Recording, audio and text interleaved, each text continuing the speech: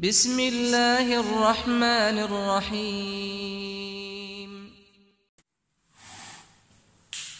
الحمد لله رب العالمين والصلاة والسلام على أشرف الأنبياء والمرسلين نبينا محمد وعلى آله وصحبه أجمعين، أما بعد. عن عمر رضي الله تعالى عنه أيضا قال: بينما نحن جلوسا عند رسول الله صلى الله عليه وسلم ذات يوم إذ طلع علينا رجل شديد بياض الثياب شديد سواد الشعر لا يرى عليه أثر السفر ولا يعرفه منا أحد، حتى جلس إلى النبي صلى الله عليه وسلم فأسند ركبتيه إلى ركبتيه ووضع يديه على فخذيه وقال: يا محمد أخبرني عن الإسلام، إلى آخر الحديث. عمر رضی اللہ تعالیٰ عنہ فرماتے ہیں کہ ایک دن جب ہم نبی اکرم صلی اللہ علیہ وسلم کے ساتھ بیٹھے ہوئے تھے، ایک آدمی آیا جس کے بال نہایت ہی کالے تھے اور کپڑے نہایت ہی سفید تھے، اور ہم میں سے کوئی اسے نہیں جانتا تھا. وہ آدمی آیا اور نبی اکرم صلی اللہ علیہ وسلم کے پاس بیٹھا اور اپنے دونوں گھٹنوں کو نبی اکرم صلی اللہ علیہ وسلم کے گھٹنوں سے ملایا اور اپنے دونوں ہاتھوں کو نبی اکرم صلی اللہ علیہ وسلم کے رانوں پر رکھا اور کہا: اے محمد، مجھے اسلام کے بارے میں بتائیں. تو نبی اکرم صلی اللہ علیہ وسلم نے کہا: اسلام یہ ہے کہ تم اس بات کی گواہی دو کہ اللہ کے سوا کوئی معبود برحق نہیں، اور نبی اکرم صلی اللہ علیہ وسلم اللہ کے پیغمبر ہے، اور یہ کہ تم نماز قائم کرو، زکوٰۃ دو، روزے رکھو اور بیت اللہ کی زیارت کرو. اس کے بعد اس آدمی نے کہا: اے محمد، تو نے سچ کہا. عمر رضی اللہ تعالی عنہ ارشاد فرماتے ہیں کہ ہم تعجب میں پڑ گئے کہ آدمی خود سوال کر رہا ہے اور اس کے بعد خود تصدیق کر رہا ہے. اس کے بعد اس نے کہا: اے محمد، مجھے ایمان کے بارے میں بتائے. تو نبی اکرم صلی اللہ علیہ وسلم نے کہا: ایمان یہ ہے کہ تم اللہ پر ایمان لاؤ اور اللہ تعالیٰ کے فرشتوں پر ایمان لاؤ، اللہ تعالیٰ کی کتابوں پر ایمان لاؤ، اللہ تعالیٰ کے رسولوں پر ایمان لاؤ، اور آخرت کے دن پر ایمان لاؤ، اور تقدیر کی بھلائی اور برائی پر ایمان لاؤ. اس کے بعد اس نے کہا: اے محمد، مجھے احسان کے بارے میں بتائے. تو نبی اکرم صلی اللہ علیہ وسلم نے کہا: احسان یہ ہے کہ تم اللہ تعالیٰ کی اس طرح عبادت کرو گویا کہ تم اللہ تعالیٰ کو دیکھ رہے ہو. اگر تم اللہ تعالیٰ کو نہیں دیکھ رہے ہو تو اس بات کو لازماً جان لو کہ اللہ تعالیٰ تمہیں دیکھ رہا ہے. اس کے بعد اس نے کہا: اے محمد، مجھے قیامت کے بارے میں بتایا، مجھے گھڑی کے بارے میں بتایا. تو نبی اکرم صلی اللہ علیہ وسلم نے کہا: پوچھے جانے والے سے بہتر پوچھنے والا جانتا ہے. اس کے بعد اس نے کہا: اے محمد، مجھے قیامت کی نشانیوں کے بارے میں بتایا. تو نبی اکرم صلی اللہ علیہ وسلم نے کہا: ان تلد الامۃ ربتها، کہ آپ دیکھو گے کہ ایک لونڈی اپنے آقا کو جنم دے گی، اور آپ دیکھو گے کہ ننگے پیر ننگے بدن بکریوں کو چرانے والے آپس میں عمارتیں تعمیر کریں گے. اس کے بعد عمر رضی اللہ تعالی عنہ فرماتے ہیں کہ وہ آدمی چلا گیا. اس کے بعد میں نے کچھ دیر تک ٹھہرا رہا. اس کے بعد نبی اکرم صلی اللہ علیہ وسلم نے مجھ سے پوچھا کہ اے عمر، کیا تم سائل کے بارے میں جانتے ہو؟ عمر رضی اللہ تعالی عنہ فرماتے ہیں کہ میں نے نبی اکرم صلی اللہ علیہ وسلم سے کہا: اللہ اور اس کے رسول بہتر جانتے ہیں.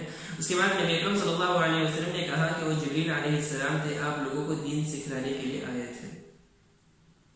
حاضرین، یہ بہت ہی عظیم حدیث ہے. علماء کرام اس حدیث کو ام السنہ کہتے ہیں، جیسے سورہ فاتحہ کو ام الکتاب یا ام القرآن کہا جاتا ہے.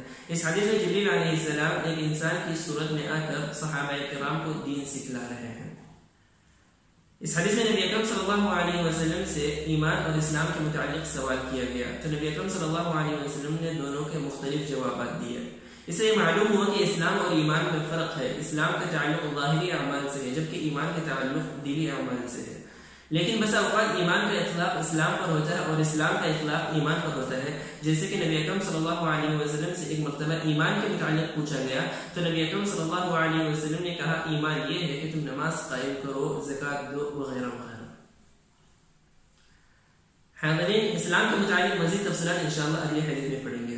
ایمان سے متعلق نبی اکرم صلی اللہ علیہ وسلم سے اس حدیث میں سوال کیا گیا، تو نبی اکرم صلی اللہ علیہ وسلم نے کہا: ایمان یہ ہے کہ تم اللہ پر ایمان لاؤ. اللہ پر ایمان لانے کے ضمن میں اللہ تعالیٰ کی الوہیت پر ایمان لانا داخل ہے، یعنی اس بات پر ایمان لانا کہ اللہ تعالیٰ کے سوا کوئی معبود برحق نہیں. اور اسی طرح اس کے ضمن میں اللہ تعالیٰ کی توحید ربوبیت پر ایمان لانا بھی داخل ہے، یعنی اس بات پر ایمان لانا کہ اللہ تعالیٰ ہی حقیقی خالق رازق مدبر ہے. اور اسی طرح اس بات پر بھی ایمان لانا داخل ہے کہ اللہ تعالیٰ کے پیارے پیارے نام ہیں اور عالی شان صفات ہیں، اور ہم ان اسماء اور صفات پر بالکل اسی طرح ایمان لائیں گے جیسے ہمیں حکم دیا گیا ہے، جیسے کہ ہمیں نبی اکرم صلی اللہ علیہ وسلم بتائے ہیں، اللہ تعالیٰ اپنی کتاب میں بتایا ہے. اس کے بعد نبی اکرم صلی اللہ علیہ وسلم نے کہا فرشتوں پر ایمان لانا، یعنی اس بات پر ایمان لانا کہ یہ فرشتے اللہ تعالیٰ کے مخلوق ہیں، اللہ تعالیٰ انہیں نور سے پیدا کیا ہے اور ان کی تعداد بہت ہی زیادہ ہے، اللہ تعالیٰ کے علاوہ کوئی نہیں جانتا ہے. اور یہ دن و رات اللہ تعالیٰ کی عبادت کرتے رہتے ہیں اور اللہ تعالیٰ کی عبادت سے نہیں اکتاتے ہیں. اور اسی طرح اس بات پر ایمان لانا کہ اللہ تعالیٰ مختلف فرشتوں کو مختلف اعمال کے لیے موکل کیا ہے اور وہ اپنے اعمال کو جیسے اللہ تعالیٰ حکم دیا ہے ویسے ہی بجا لاتے ہیں. اس کے بعد نبی اکرم صلی اللہ علیہ وسلم نے کہا کتابوں پر ایمان لانا، یعنی اس بات پر ایمان لانا کہ اللہ تعالیٰ لوگوں کی ہدایت کے لیے فرشتوں کے ذریعے انبیاء کرام یا رسولوں پر کتاب نازل کی ہے.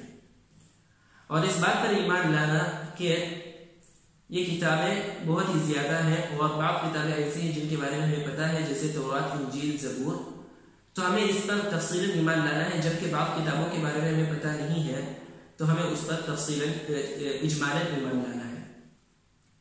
اور اس بات پر بھی ایمان لانا ہے کہ قرآن ان تمام کتابوں پر حاکم و فیصل ہے.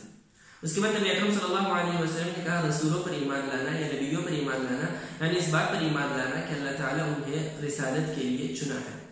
اور اس بات پر ایمان لانا کہ نوح علیہ السلام سب سے پہلے رسول تھے جبکہ نبی اکرم صلی اللہ علیہ وسلم سب سے آخری رسول ہے اور ایک رسول کا منکر تمام رسولوں کا منکر ہے. اس کے بعد نبی اکرم صلی اللہ علیہ وسلم نے کہا قیامت کے دن پر ایمان لانا، یعنی اس بات پر ایمان لانا کہ قیامت حق ہے، ایک دن قیامت واقع ہونے والی ہی ہے اور اس کے بارے میں ہمیں پتہ نہیں ہے. اور اسی طرح نبی اکرم صلی اللہ علیہ وسلم نے کہا کہ تقدیر کی بھلائی اور برائی پر ایمان لانا، یعنی اس بات پر ایمان لانا کہ دنیا میں جو کچھ ہو رہا ہے وہ اللہ تعالیٰ کے علم کے مطابق ہو رہا ہے، اللہ تعالیٰ کی ارادت اور مشیت کے مطابق ہو رہا ہے اور اللہ تعالیٰ انہیں پہلے ہی لوح محفوظ میں لکھ چکا تھا. اس کے بعد نبی اکرم صلی اللہ علیہ وسلم سے احسان کے متعلق پوچھا گیا تو نبی اکرم صلی اللہ علیہ وسلم نے کہا اس طرح اللہ تعالیٰ کی عبادت کرنا گویا کہ تم اللہ تعالیٰ کو دیکھ رہے ہو، یعنی اعمال کو اتنی اچھے طریقے سے انجام دینا کہ جیسے ہم اللہ تعالیٰ کو دیکھ رہے ہیں. اگر اس مقام تک، اس درجے تک نہیں پہنچ سکتے تو اس بات پر ہمیں لازماً ایمان لانا ہے کہ اللہ تعالیٰ ہمیں دیکھ رہا ہے، تو اس لیے ہمیں اپنے اعمال کو سدھارنا چاہیے اور اچھے سے کرنا چاہیے. اس کے بعد نبی اکرم صلی اللہ علیہ وسلم سے قیامت کے متعلق سوال کیا گیا تو نبی اکرم صلی اللہ علیہ وسلم نے کہا کہ مجھے اس کے بارے میں بتائیں. اور قیامت کے متعلق اللہ تعالیٰ کے علاوہ اور کسی کو پتہ نہیں کہ قیامت کب قائم ہونے والی ہے، اور اگر کوئی اس کا دعویٰ کرتا ہے تو وہ شخص جھوٹا ہے. اس کے بعد نبی اکرم صلی اللہ علیہ وسلم سے قیامت کی نشانیوں کے بارے میں سوال کیا گیا تو نبی اکرم صلی اللہ علیہ وسلم نے کہا کہ لونڈیاں اپنے آقا کو جنم دیں گی. اس میں اس بات کی طرف اشارہ ہے کہ آخری زمانے میں لونڈیوں کی کثرت بہت ہی زیادہ ہو جائے گی، یا اس بات کی طرف اشارہ ہے کہ آخری زمانے میں اولاد اپنی والدین کے نافرمان ہو جائیں گے اور ان کے ساتھ لونڈیوں کا سلوک کریں گے. اور اس کے بعد دوسری نشانی نبی اکرم صلی اللہ علیہ وسلم نے یہ بتائی کہ ننگے پیر ننگے بدن بکریوں کو چرانے والے آپس میں بڑی بڑی عمارتیں تعمیر کریں گے اور ایک دوسرے پر فخر کریں گے. سامعین، یہ تھی دوسری حدیث جس میں ایمان، اسلام اور احسان کے متعلق تفصیلاً معلومات دی گئی ہے. تو ہمیں ان باتوں پر ایمان لانا چاہیے اور اس کے مطابق عمل کرنے کی کوشش کرنی چاہیے. والسلام علیکم ورحمۃ اللہ.